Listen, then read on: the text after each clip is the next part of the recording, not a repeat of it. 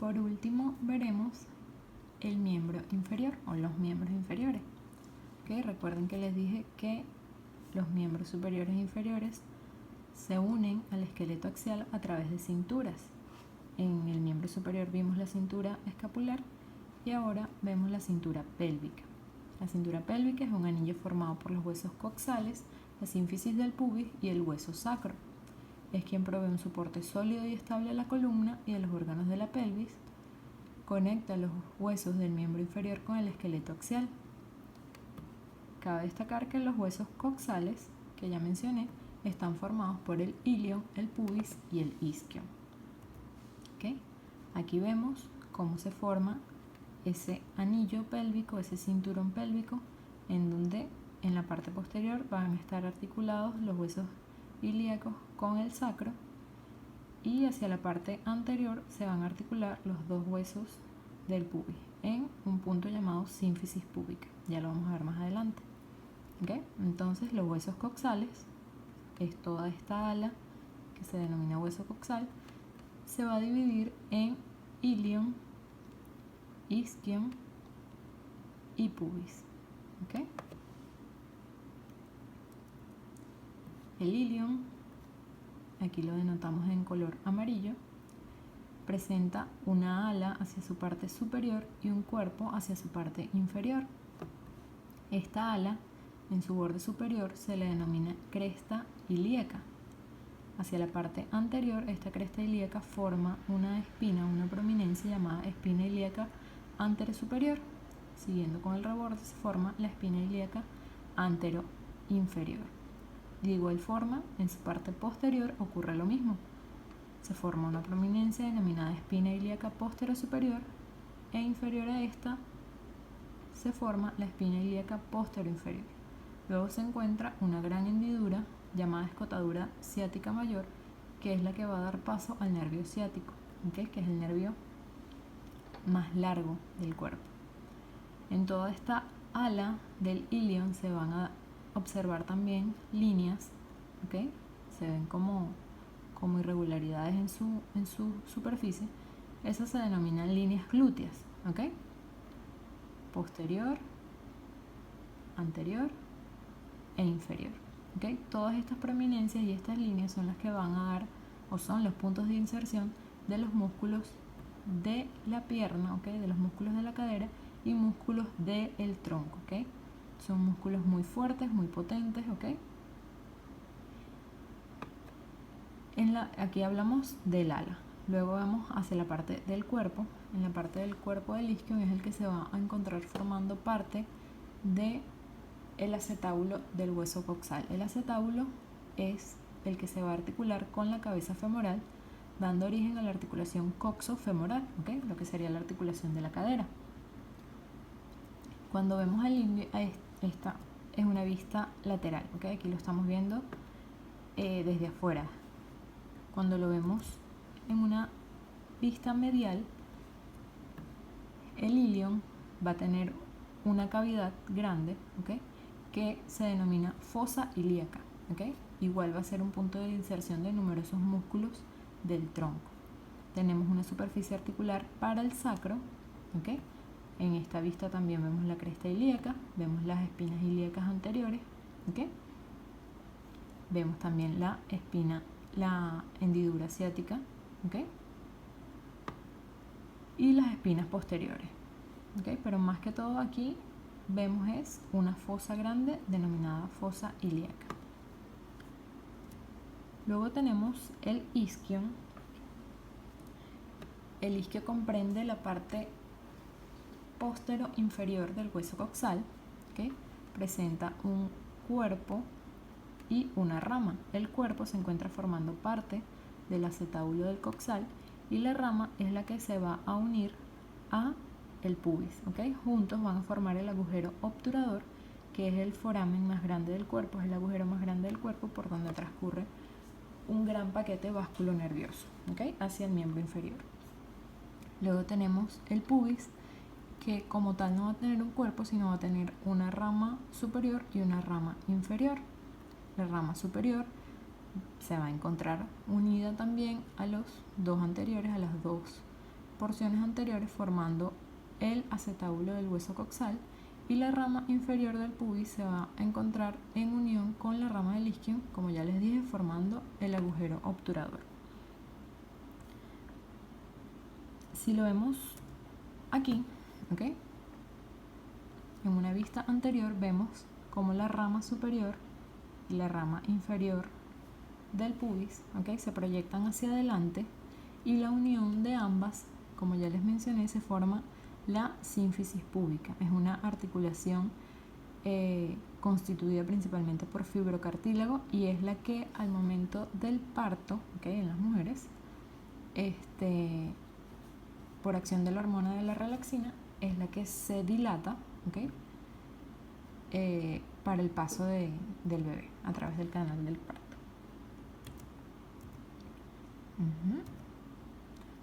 El fémur, y aquí entramos a miembro inferior, es el hueso más largo, más grande del cuerpo. En su parte proximal se encuentra articulado con el acetábulo del hueso coxal, y en su parte distal se encuentra articulado con la rótula y con la tibia, ¿okay? Es un hueso largo que se dirige en un sentido, cuyo cuerpo se dirige en un sentido medial. Por esto es que las rodillas tienen una orientación hacia la línea media, ¿okay?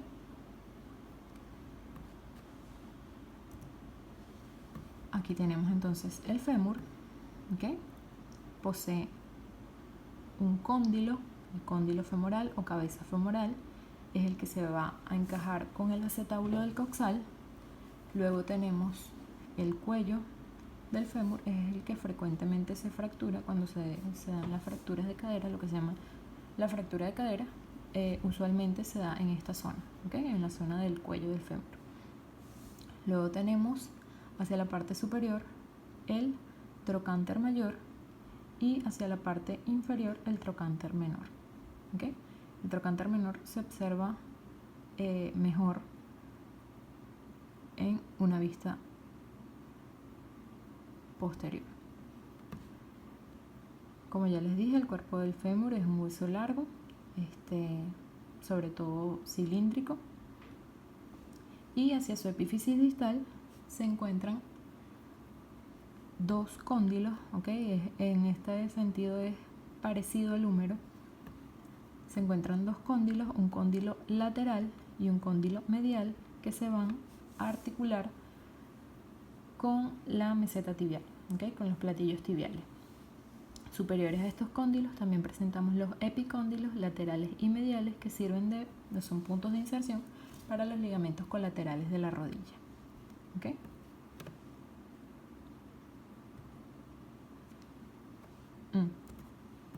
En su parte anterior también el fémur se va a articular con la rótula, ¿okay? Recuerden que la rótula es un hueso sesamoideo, y como tal se une, ¿okay?, es a través del tendón rotuliano. La rótula es un hueso que tiene una forma relativamente triangular, de base superior y ángulo inferior, y en su cara posterior lo que resalta es las carillas articulares que presenta para encajar con los cóndilos del fémur, ¿okay? Vean cómo esta forma redondeada se repite en estas carillas articulares, ¿okay? Este cartílago se llama retropatelar, es el que permite que no haya fricción entre las superficies óseas.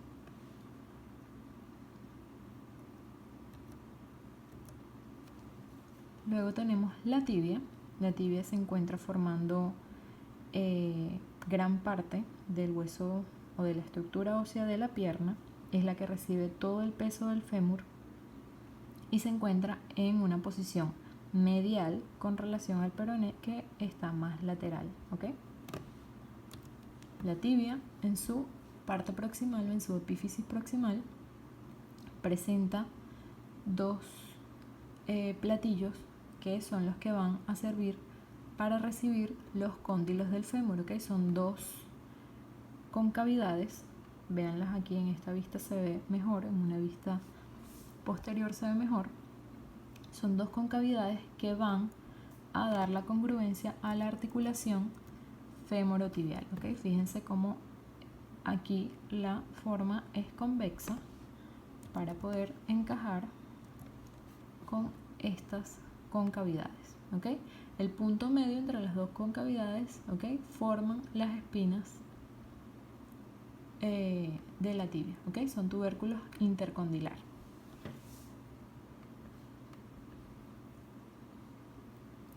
Hacia la parte anterior de la tibia se encuentra la tuberosidad de la tibia. Este es un punto de inserción para el tendón rotuliano, ¿ok? Todos los músculos que vienen del cuádriceps se unen a nivel de la rótula y de la rótula siguen hasta este punto, ¿ok? Hasta la tuberosidad anterior de la tibia. Y a su vez la tuberosidad anterior de la tibia se proyecta de manera muy, digamos, filosa, por así decirlo, o muy aguda, hace un vértice bastante agudo que se denomina espina de la tibia. De hecho es la que se puede palpar a nivel de la pierna, ese borde, llamémoslo filoso. Hacia la parte distal, la tibia va a presentar una incisura o una escotadura para articularse con el peroné. Va a presentar también carillas articulares para el astrágalo y hacia su parte medial se presenta una prominencia denominada maléolo medial o maléolo interno, ¿ok? Esto es lo que va a dar el hueso o lo que va a darle forma al tobillo. Es el huesito del tobillo por la parte interna, por la parte de adentro. El peroné es un hueso bastante más pequeño que la tibia, ¿ok? En realidad es la tibia la que soporta el mayor peso del fémur, es el hueso más poderoso en este sentido. El peroné es un hueso mucho más pequeño, mucho más delgado, que se encuentra en una posición más lateral, en una posición más externa con relación a la tibia. Aquí los vemos unidos. El peroné se une entonces a la tibia en una articulación tibio-peronea proximal y tibio-peronea distal. Así como también pasa con el radio y el cúbito, tienen una poderosa membrana interósea que los mantiene unidos, ¿ok? El peroné se presenta en su parte distal, se le asocia a una punta de flecha, ¿ok? Y es el que forma el maléolo externo o el maléolo lateral. Igual como les dije, son los huesos que se palpan a nivel del tobillo, son las prominencias óseas que se palpan a nivel del tobillo. La parte interna viene dada por el maléolo interno que lo forma la tibia y la parte externa viene dada por el maléolo externo que lo forma el peroné. Juntos crean esta superficie articular para conectarse con el astrágalo y formar la articulación tibio-peronea astragalina, que es la que va a dar origen a la articulación del tobillo.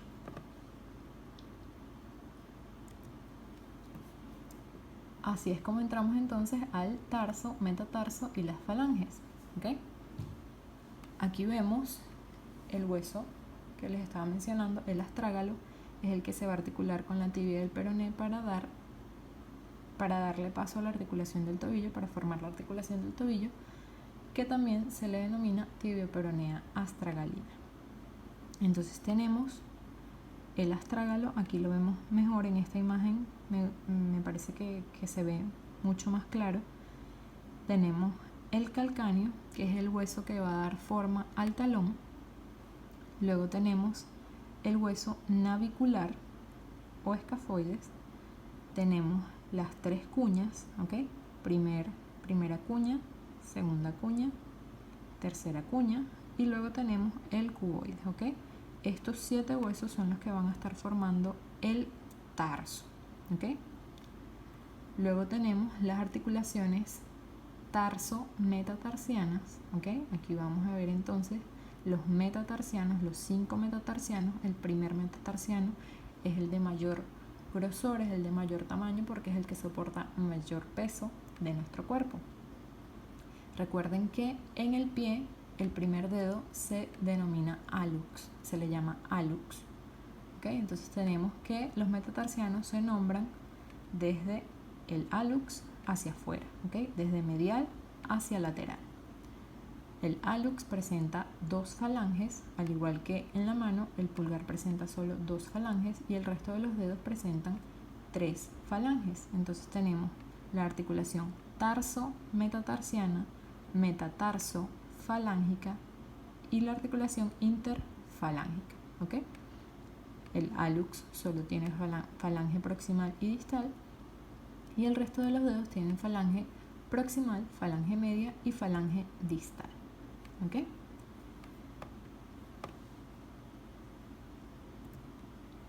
Eso es todo por los momentos, muchachos. Estudien. Les voy a hacer llegar con los delegados y subdelegados el cuestionario para que vayan realizando el trabajo sobre articulaciones.